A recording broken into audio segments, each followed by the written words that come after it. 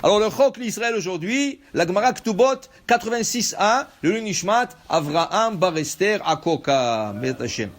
אמר הממר, משמי דרב חמא, איימן דאיקה עלי כתובת אישה, ובעל חוב, וית להרעה, וית לזוזה, לבעל חוב מסלקינן בזוזה, לאישה מסלקינן לה בהרעה. היי כדינה והי כדינה. dit הממר au nom de Rav Chama, quelqu'un qui a un créancier, il doit à quelqu'un $100,000. Il a un terrain qui vaut $100,000. À qui il donne quoi? Alors maintenant, il veut, chas v'shalom, se divorcer le pauvre.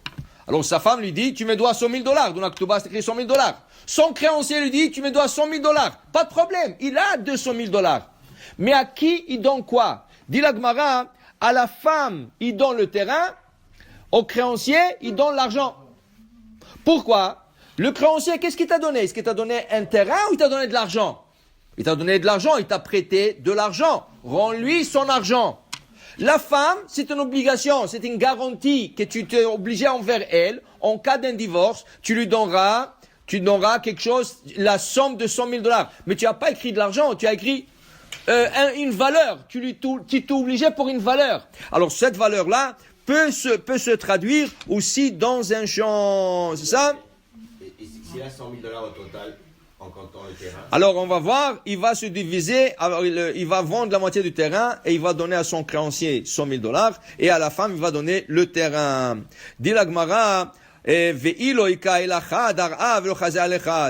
qui arrive? La Gemara t'a dévancé. La Gemara dit qu'est-ce qui arrive?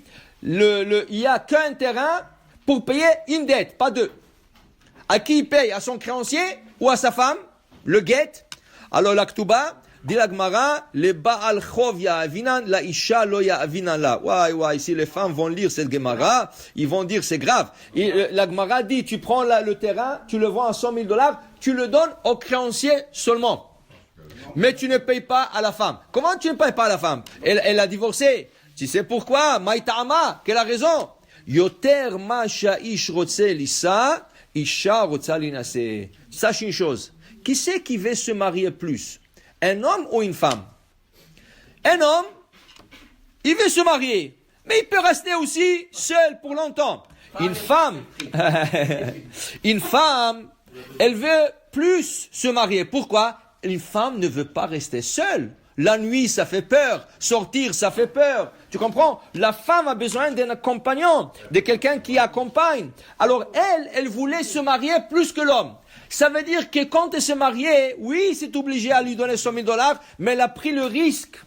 Elle a pris le risque. En cas où qu'il ne pourra pas payer, elle ne lui réclamera pas. Il lui doit toujours cet argent. Il lui doit, mais maintenant il n'a pas. Alors comme elle a pris le risque, on lui dit d'abord, débarrasse-toi du créancier. La femme, okay? Et ça c'était une manière aussi de la garder. Parce que la Gemara nous explique que les femmes, quand tu lui donnes trop dans la Ketouba, elles ont déjà, tu sais, de toute façon, si elle divorce, elle a quoi s'arranger, elle a encore sa maison, elle a encore $100,000 en compte en banque, elle peut se débrouiller. Mais si elle sait qu'elle sortira sans rien, elle va penser 2 fois avant de quitter la maison. Tu comprends? Il y a 2 choses. La femme, c'est l'argent. L'homme, c'est les enfants. Le Midrash nous enseigne que Yaakov Avinu, depuis le départ, il voulait divorcer sa femme Léa. Pourquoi? Parce qu'on l'a triché. Lui, il s'est marié avec Rachel, et le beau-père, qu'est-ce qu'il a fait? Il a dit en Rachel, enlève-toi. Il a pris l'autre sœur, il lui a fait marier avec une femme qu'il voulait pas. Il voulait pas de Léa. Il voulait la divorcer. Donc, au début, c'était tout frais. Mais, avec le temps, la Torah dit, Vayar Hashem kisnoa Léa. La Torah dit, et Hashem voit que Léa, elle est comme Has Veshalom. C'est pas, il faut pas le prendre sur le sens littéraire. Et Léa est comme haï par Yaakov. Qu'est-ce qu'il fait Hashem? Tout de suite, elle est tombée enceinte. 1 semaine, 2 semaines plus tard, elle est tombée enceinte. Alors, Yaakov, le Midrash, il dit, non, attends une seconde.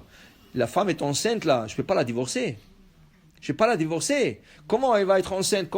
Tu sais, un peu de responsabilité. Alors imagine-toi quelqu'un qui a des enfants, 2, 3, c'est une responsabilité.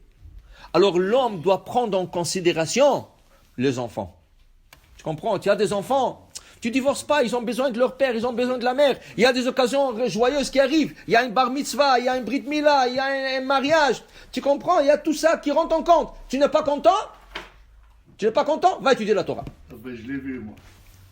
Va étudier la Torah, va faire quelque chose d'autre. C'est ça? Pour te dire, ça c'est le compte du mari. Le compte du mari, c'est les enfants. Le compte de la femme, c'est l'argent.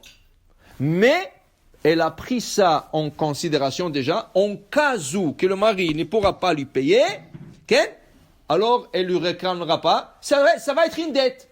Il lui donne. De toute façon, aujourd'hui, ça ne marche pas comme ça. Aujourd'hui, c'est par la loi civile, 50%, mais ne donne pas trop des idées. Ça veut dire que le jeune là, il y a des jeunes qui écrivent dans la Ketouba, ils veulent impressionner la fille. Et la fille aussi, elle veut dire, tu m'aimes pas, tu me mets $52 000, non, mets-moi $1 million.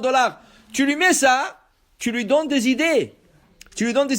La Gemara dit, il faut faire quelque chose de symbolique et pas quelque chose d'extravagant, qui veut dire $52 000. 52, ça représente Begematria Ben, 50, c'est Ben, Noun, c'est 50, Ben. On a pas Hachem qui aura des enfants, mais donc pas des mauvaises idées. Alors pour dire que chacun il a son intérêt dans le mariage, mais il faut toujours essayer que le mariage marche et comme ça ils restent pour longtemps pour leurs enfants et pour leur argent qu'ils ont travaillé ensemble pendant toute leur vie.